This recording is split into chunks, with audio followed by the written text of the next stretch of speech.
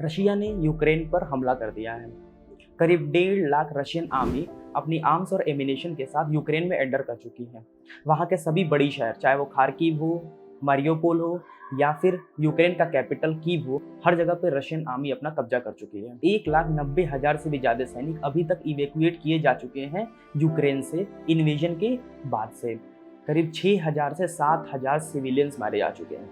सभी जगह को टारगेट किया जा रहा है, चाहे वो मिलिट्री बेस हो, आर्मी कैंप्स हो, एयरक्राफ्ट्स हो, एयरपोर्ट्स हो, हर जगह लोगों को टारगेट किया जा रहा है। यहाँ तक कि सिविलियंस तक को नहीं छोड़ा जा रहा है। आखिर यूक्रेन इस वॉर में फंसा कैसे? रशिया क्यों यूक्रेन पर इन्वेड करना चाहता है? जानेंगे इस वीडियो में, बने रहेगा हमारे साथ। The breaking news right now, unfazed by the economic sanctions, Russian President Vladimir Putin announced a military operation in Ukraine's Donbas region. He made an address to television in the early hours there in Moscow. Russia का Ukraine पर invasion समझने के लिए हमें थोड़ी सी history देखनी होगी। सालों पहले रशिया और यूक्रेन सेम कंट्री हुआ करते थे, जो था रशियन अंपायर। 1917 में रशियन अंपायर कोलैप्स कर गया क्योंकि कुछ लोगों को अपनी एक इंडिपेंडेंट कंट्री चाहिए थी, तो दो बड़ी कंट्रीज बनी, जिसमें एक था सोवियत यूनियन और दूसरा था यूक्रेन। हालांकि यूक्रेन तो इंडिपेंडेंट हो चुका था, लेकिन कुछ सोवियत यूनियन के जो लीडर्स थे वो ये चाहते थे कि यूक्रेन उनकी कंट्री में मिल जाए। 1922 में बोल्शेविक गवर्नमेंट ने सोवियत यूनियन में यूक्रेन को फोर्सफुली शामिल कर लिया। सोवियत यूनियन, जिसे USSR, union of Soviet socialist Republic भी कहा जाता है, वो रशियन अंपायर से बिल्कुल अलग कंट्री थी। यहाँ पे सोशलिस्ट गवर्नमेंट थी, जिसका मानना ये था कि यूरोपियन और नॉर्थ अमेरिकन देशों की तुलना में यहाँ के लोगों के बीच में जो उनकी वेल्थ है वो इवनली डिस्ट्रीब्यूटेड होनी चाहिए। सोवियत यूनियन रशियन अंपायर से ज़्यादा पावरफुल कंट्री थी। 1941 में जब एडोल्फ हिटलर ने अपनी नाजी आर्मी के साथ सोवियत यूनियन पर अटैक किया, तो उस समय सोवियत यूनियन ने काफ़ी कड़ी लड़ाई लड़ी हिटलर को रोकने के लिए। रशिया, यूक्रेन और भी कई कंट्रीज ने यूएसएसआर की तरफ से लड़ाई लड़ी। कुछ लोग ये सोचने लगे थे कि वो पहले यूएसएसआर के लोग हैं, बाद में वो रशियंस या फिर यूक्रेनियंस हैं। सेकेंड वर्ल्ड वॉर के बाद सोवियत यूनियन और वेस्टर्न कंट्रीज जैसे कि यूएसए, इन लोगों के बीच में कोल्ड वॉर शुरू हो गया था। चाहे वो फॉरेन पॉलिसी हो, स्पेस टेक्नोलॉजी हो, स्पोर्ट्स हो, हर जगह ये दोनों कंट्रीज आपस में लड़ रहे थे। ये एकमात्र ऐसा वॉर था जिसमें दोनों कंट्रीज के बीच में एक भी गोली नहीं चलाई गई। दोनों सुपर पावर्स आपस में डिप्लोमेटिक तरीके से लड़ रहे थे। ये वॉर 1991 में जाके खत्म हुआ। दिसंबर 1991 में सोवियत यूनियन कोलैप्स कर गया और 15 छोटी छोटी कंट्रीज में डिवाइड हो गया, जिसमें सबसे बड़ा पार्ट रशिया था और यूक्रेन भी उसी में से एक कंट्री है। वेस्ट के कुछ लीडर्स का ये मानना था कि कोल्ड वॉर अब खत्म हो चुका है क्योंकि यूएसएसआर अब नहीं रहा। हालांकि कुछ लीडर खुश थे क्योंकि वो यूएसएसआर से अलग हो चुके थे, वो खुद एक इंडिपेंडेंट कंट्री की मांग कर रहे थे। लेकिन कुछ लीडर्स थे जो दुखी थे। दुखी इसलिए थे कि यूएसएसआर एक पावरफुल कंट्री कोलैप्स कर गई। उन्हीं लीडर्स में से एक लीडर थे व्लादिमीर पुतिन। सोवियत यूनियन के कोलैप्स होने के बाद यूक्रेन को इंडिपेंडेंस मिली और उसी समय यूक्रेन को दुनिया का तीसरा सबसे बड़ा परमाणु भंडार विरासत में मिली। 1992 में यूक्रेन इस बात पर एग्री हो गया कि वो अपने सारे 3,000 न्यूक्लियर वेपन्स को डिस्ट्रॉय कर देगा। 1994 में ब्रिटेन, यूएसए, रशिया और यूएन ने यूक्रेन को सिक्योरिटी एश्योरेंस दी, जिसके बाद यूक्रेन ने एनपीटी पर साइन किया।